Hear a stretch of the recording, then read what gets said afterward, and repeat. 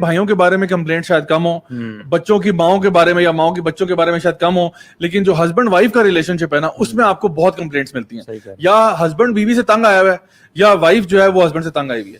ایک وجہ جو میری سمجھ میں آئی ہے وہ یہ ہے کہ ہم نے شادی یا ویڈنگ پلاننگ کو جو ہے نا ہم لوگوں نے امپورٹنس دی ہوئی ہے اور میرج پلاننگ کو ہم نے امپورٹنس نہیں دی ہوئی. ہمارا فوکس ہی ڈفرنٹ ہے. ہم کہتے ہیں دلہن جوڑا کون سا پہن رہی ہے, کیٹرنگ کون کرا رہا ہے, ہوٹل کون سا بک کرایا ہوا ہے, ڈی جے کون ہوگا, کھانا کون سا سرو ہوگا, وغیرہ وغیرہ. یہ ہماری ایونٹ مینجمنٹ ہے نا, تو ہم لوگ تو اس پہ فوکس کریں. اچھا وہ کہاں سے کپڑے بنوانے ہیں, اچھا میچنگ غرارہ کہاں سے ہوگا, لڈو آئیں گے یا گلاب جامن آئیں گے, مطلب یہ ہمارا فوکس. پھول کہاں سے آئیں گے, this is the focus right. Basically impression, آپ کی پکچرز لی جائیں گی, ویڈیو بنے گی, لوگوں کو ہم نے اپنا یہ ایونٹ کیسا دکھایا. بالکل. اور آپ نے دیکھا ہوگا کہ ابھی تو اکثر اسلام آباد کے کونوں کونوں میں فوٹو شوٹ جو ہو رہے ہوتے ہیں, it's almost like a video, کوئی فلم بن رہی ہے رائٹ. اچھا دوسری طرف آپ دیکھو جو میرج پلاننگ ہے کہ بھائی اللہ کے بندے, جو ہسبینڈ شادی کرنے جا رہا ہے تجھے پتا ہے ہسبینڈ کے رائٹس کیا ہوتے ہیں, رسپانسبلٹیز کیا ہوتی ہیں. جو لڑکی شادی کرنے جا رہی ہے کیا تجھے آئیڈیا ہے کہ تیرے رائٹس اینڈ رسپانسبلٹیز کیا ہیں. تو because we don't even know and especially from the Islamic perspective تو ہم بالکل ہی زیرو ہیں. تو چونکہ ہمیں نہیں پتا, ہم بڑے کلچرل طریقے سے جی رہے ہوتے ہیں اور ہم سمجھتے ہیں کہ جو ہمارے اوپر جو بھی کوئی رول ماڈلس تھے انہی کا طریقہ ہم فالو کریں گے, چاہے وہ دین میں ہو یا اس سے باہر ہو. تو اس کی وجہ سے a lot of friction comes about as soon as couples get married. And this is where a lot of problems come کہ ہسبینڈ جو ہے وہ وائف کو رائٹس نہیں دے رہا, وائف جو ہے وہ ریٹیلیٹ کر رہی ہے, وہ ریٹیلیشن ہسبینڈ کو پسند نہیں آ رہی, وہ کہتا ہے جی بیوی میری بات نہیں سنتی, وہ کہتی ہے میرا ہسبینڈ میرے پہ ظلم کرتا ہے. And that's when problems occur. And the biggest joy to Iblis is when husband and wife separate.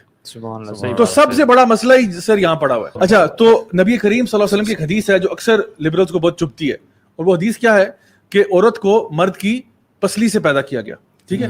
اور اس سے مرد اور عورت سے یہاں مراد جمہور علماء کے نزدیک آدم علیہ السلام اور اماں حوا ہے. اچھا اب یہاں تک تو وہ حدیث سناتے ہیں کہ تو یہ کیا بات ہوئی, عورت کو پسلی سے پیدا کیا گیا. آگے تو سن لو نبی نے کیا فرمایا. آپ نے فرمایا جو پسلی ہوتی ہے نا وہ ٹیڑھی ہوتی ہے. اب اس پہ بھی اختلاف ہے, ٹیڑھی اس کا مطلب ہے عورت ٹیڑھی ہوتی ہے. اچھا اور پھر اب آگے سنو کہ کیا کہا کہ پھر اس کے ساتھ اس کا خیال کرنا, کیونکہ اگر تم اس کو سیدھا کرنے کی کوشش کرو گے وہ ٹوٹ جائے گی. اس کا مطلب کیا ہوا کہ عورتوں نہ چھیڑ ملنگا نو, ٹھیک ہے نا, حد سے زیادہ مطلب کہ آپ ان کو دیکھو. ایک چیز بتایا جا رہا ہے کہ وہ ایک جس, اور دیکھو جو پسلی ہے نا, اگر وہ پسلی آپ کی ٹیڑھی نہ ہو کیا وہ فنکشن کرے گی, اپنا رول پلے کرے گی؟ نہیں کرے گی. پسلی کس چیز کو پروٹیکٹ کر رہی ہے؟ سب سے امپورٹنٹ چیز آپ کے لنگس کو اور آپ کے ہارٹ کو, امپورٹنٹ چیز کو. تو the پسلی is protecting the heart and the lungs which are vital organs of the human body.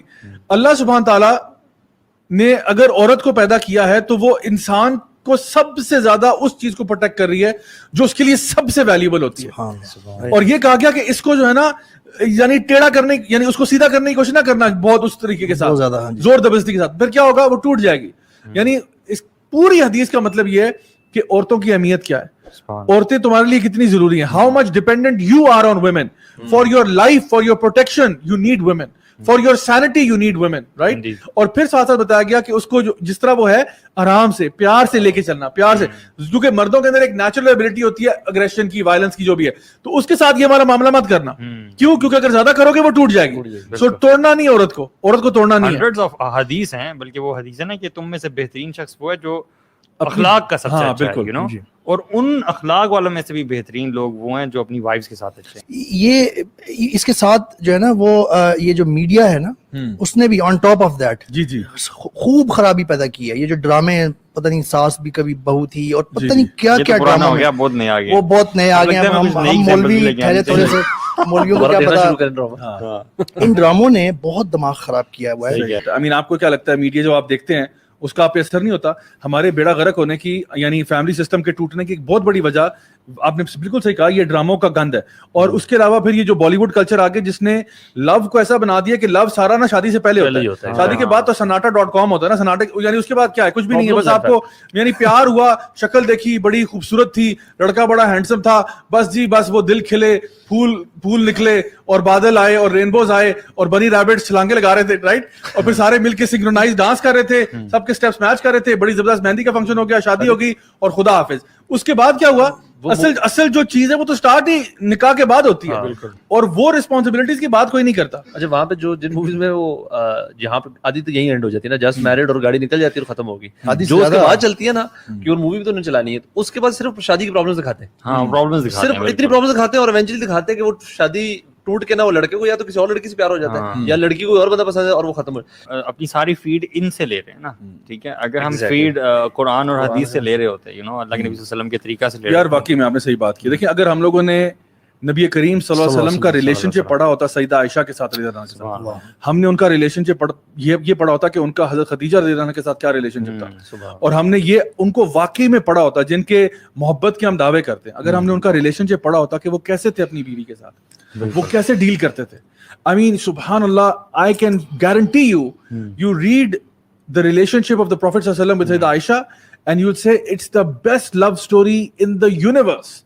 Because اتنی محبت, اتنا پیار, اتنا کیئر, اتنی افیکشن, اتنا لو, چھوٹے چھوٹے جسچرز میں اتنا پیار تھا کہ میں آپ کو بیان نہیں کر سکتا. جب وہ حدیث مینشن کرے نا, جب صحابہ نے پوچھا کہ آپ کو سب سے زیادہ کس سے محبت ہے, تو وہ صحابہ ایکسپیکٹ کر رہے تھے, یا بلکہ ان کے سوال میں شاید امپلیسٹ تھا کہ کسی مرد کے بارے میں بات ہوگی, جواب آئے گا.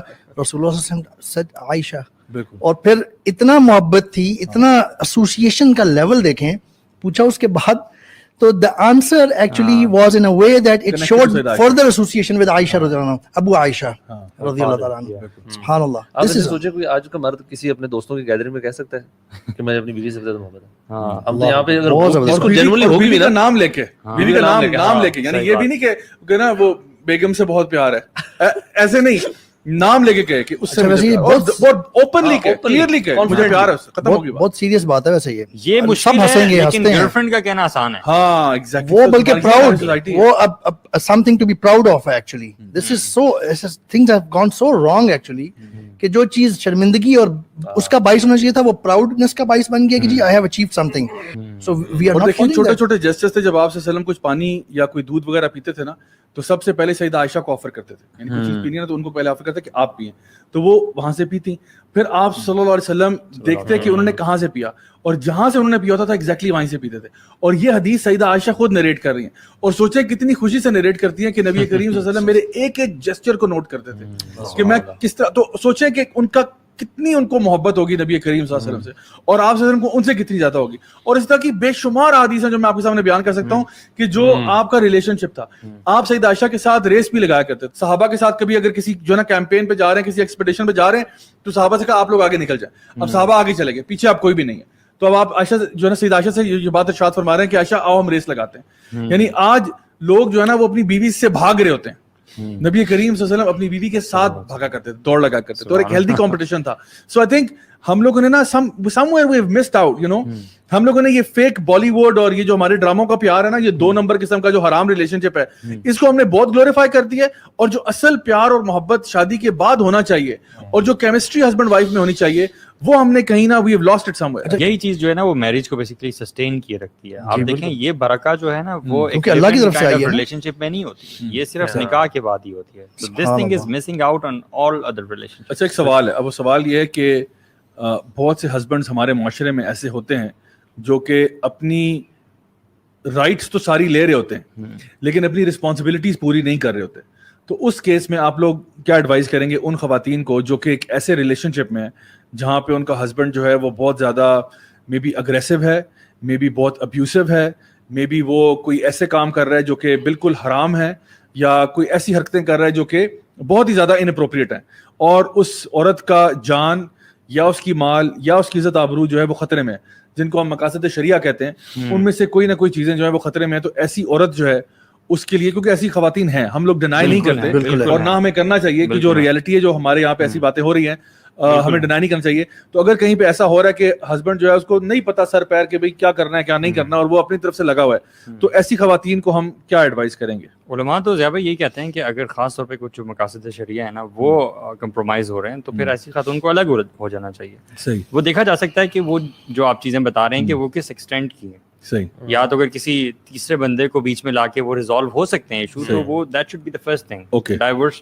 جو ہے وہ اوکے. سو فرسٹ تھنگ آپ نے یہ بتائی کہ کسی کو انوالو کر لیں, like for example reaching out to someone with in the family, جو کہ آپ کو لگتا ہے کہ آپ کے ساتھ اس کا ایک سافٹ اسپاٹ ہے, دونوں ٹرسٹ کرتے ہیں, ہاں ٹرسٹ کرتے ہیں, ان کو آپ انوالو کریں, ان کو بتائیں, اسپیشلی اگر وہ ڈومیسٹک وائلنس پہ بات آ گئی ہے جہاں پہ آپ کی جان خطرے میں ہے, تو پھر آپ یعنی یہ نہیں کریں کہ میں بیٹھ کے اب صبر کر رہی ہوں کہ بس اللہ تعالیٰ خیر کرے, نہیں, پھر آپ سیکھ کریں ہیلپ اور آپ بتائیں, کیونکہ آپ کی جان جو ہے اس کی حفاظت ضروری ہے, تو آپ پھر کسی کو بتائیں. یا کبھی کبھار ایسا بھی ہوتا ہے کہ اس فیملی کے اندر کوئی اور یعنی فیملی ممبر ایسا ہوتا ہے جو آپ کو ابیوز کر رہا ہوتا ہے, مے بی سیکشولی ابیوز کر رہا ہے یا کسی اور طریقے سے ہراس کر رہا ہے. سو اس ٹائم پہ خاموش رہنے کی بات نہیں, اب آپ کو چاہیے کہ آپ ڈیفینیٹلی ریچ آؤٹ کریں and reach out to some people in the family. That's step number 1. اور یہ اسٹیپ اللہ تعالیٰ نے قرآن میں مینشن کیا ہوا ہے کہ دونوں کی طرف سے وہ جو چل رہے ہیں جس میں اسٹیپ بائی اسٹیپ ہے, اس میں سے آخری اسٹیپ یہی تھا کہ دونوں کی طرف سے ایک ایک لے کے آئیں, اور اگر ان کے دل میں بہتری ہوگی اب ایک دوسرے سے موافقت کرنے کی تو اللہ تعالیٰ کروا دیں گے. لیکن معاملہ اگر یہاں تک پہنچ گیا نا تو میں سمجھتا ہوں کہ she should simply escape this, you know. اچھا, تو ایک تو ہو گیا کہ چلیں ہم نے کسی فیملی ممبر کو انوالو کر دیا. اچھا,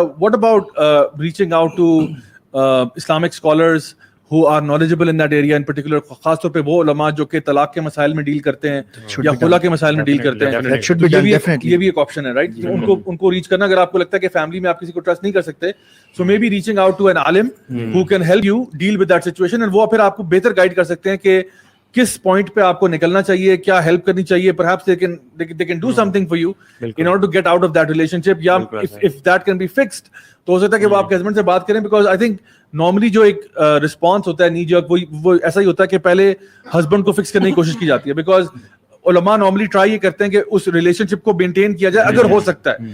لیکن obviously بات ہے, اگر وہ پوائنٹ آف نو ریٹرن پہ پہنچ گیا, اگر وہ اتنا زیادہ خراب ہو چکا ہے کہ اب اس میں کوئی واپسی کا چارہ نہیں اور کوئی گنجائش نہیں ہے, پھر ظاہری بات ہے خلا کا آپشن موجود ہے, and that can be taken, اور کوئی اس سلسلے میں کوئی وکیل بھی کنسلٹ کیا جا سکتا ہے, اور انشاءاللہ لوگوں کو, کمیونٹی کو انوالو کیا جا سکتا ہے in order to get out of that problem. Because obviously ایک ایسی سچویشن میں رہنا جہاں پہ آپ کی جان خطرے میں ہو, آپ کی عزت آبرو خطرے میں ہو, یہ کوئی عقل مندی کی بات نہیں.